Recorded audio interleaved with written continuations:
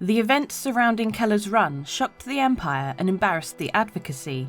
The inability of the UEE's top law enforcement agency to stop one criminal from wreaking havoc across 5 systems transformed them into a punchline overnight.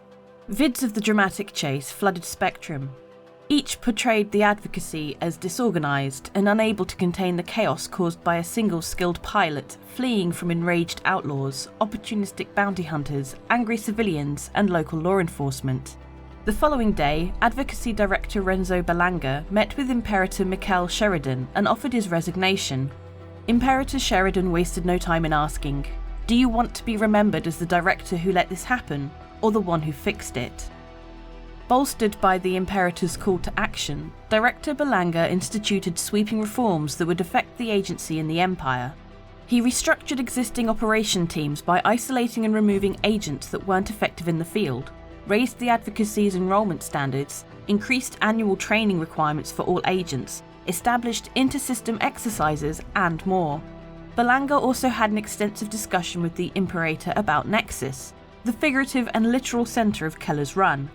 Following this discussion and others within the government, the UEE officially reclaimed Nexus in 2931 in an attempt to break up the cluster of unclaimed systems.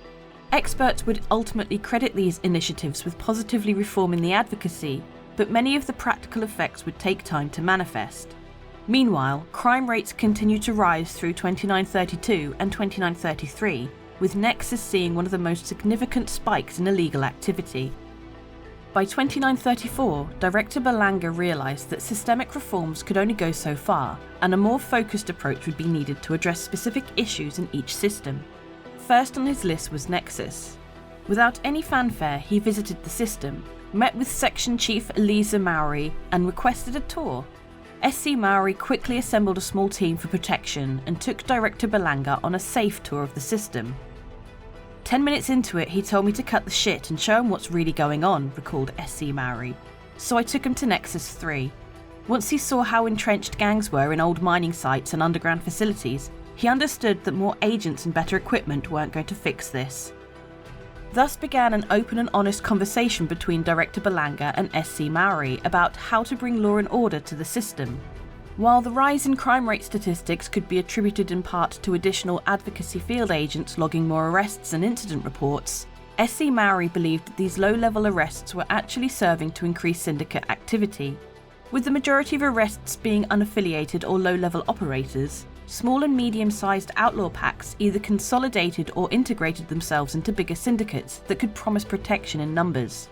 One Advocacy source even claimed the Supreme, one of Nexus 3's most notorious gangs, had almost doubled in size since 2932. I told the director that we should enforce UEE laws, but do so strategically by targeting and focusing attention on prominent syndicates one by one. I figured that concentrating resources would be more effective and hopefully spread the word that the Advocacy meant business once it set its sights on you, recalled SC Mowry. Director Berlanga agreed with the approach and extended his stay in Nexus to strategize.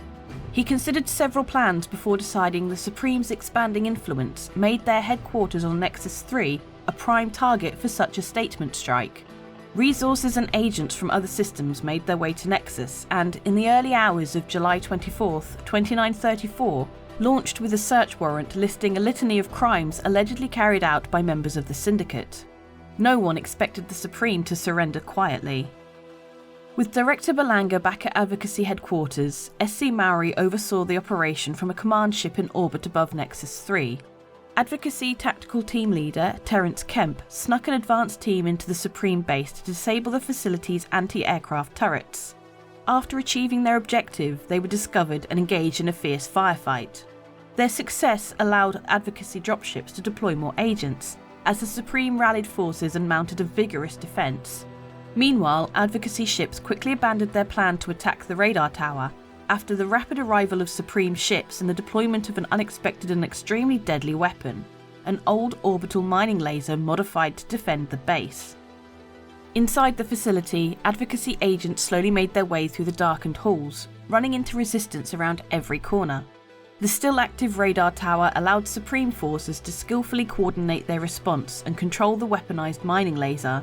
Tactical Team Leader Kemp believed the Supreme were orchestrating their operations from a command centre inside the facility, and finding it became his primary objective. There was no time to strategise. We were under constant harassment from a force defending their home turf, recalled Kemp. Eventually we reached an open common area with several hallways branching off it. I was about to send agents down each one when I spotted something, a strange marking on the wall that looked like the Banu word for war. Next to this glyph was an arrow pointing down one of the hallways. Similar strange symbols were near each hallway entrance, but none reused that same shape language. Only after the attack did the Advocacy learn that the Supreme had created a unique set of symbols so those that couldn't read or speak Standard could still navigate around the facility. Kemp's familiarity with Banu paid off, as the hallway led to the war room where Supreme commanders were coordinating operations. Breaching the room proved to be a harrowing and costly endeavour for Advocacy forces, but following a fierce fight they gained control of it, tipping the battle in their favour. Once the radar tower was destroyed and the mining laser taken offline, the surviving Supreme fighters fled. Kemp's team slowly and carefully cleared the facility, eliminating any remaining pockets of resistance. With their headquarters in Advocacy hands, the Supreme were effectively crushed.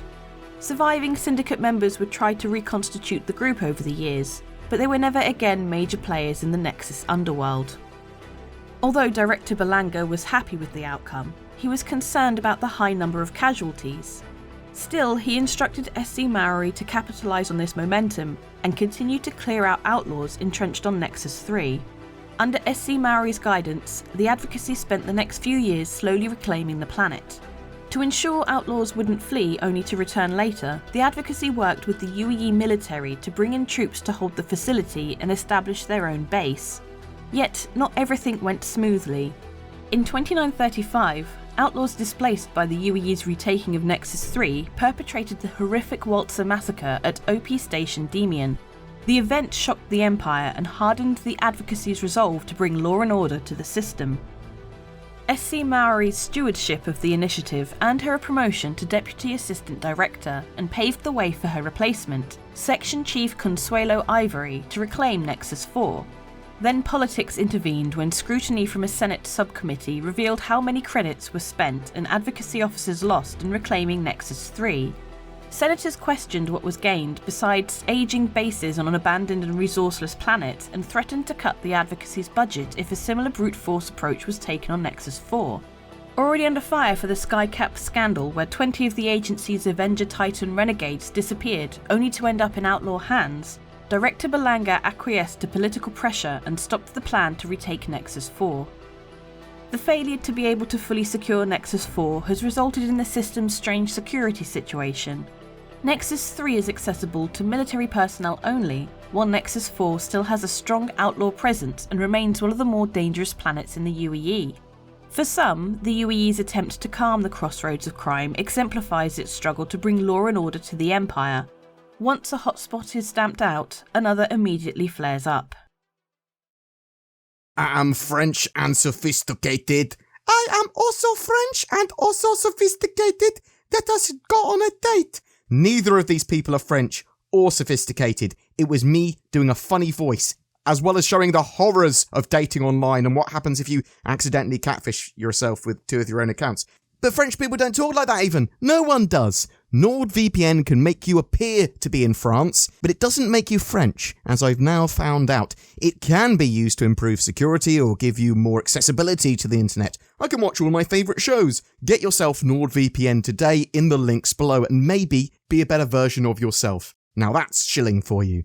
Every month we have a Star Citizen ship giveaway, and March is no different. We have a Crusader Industries Mercury Star Runner. This multi-crew, multi-role, cargo and data running ship is my favourite ship in the game. It has loads of smuggling holes, it's got a good amount of armament, it can do a little bit of everything in the game at the moment. To be in for a chance of winning it, just comment on any of my videos made during March. More details in the description below.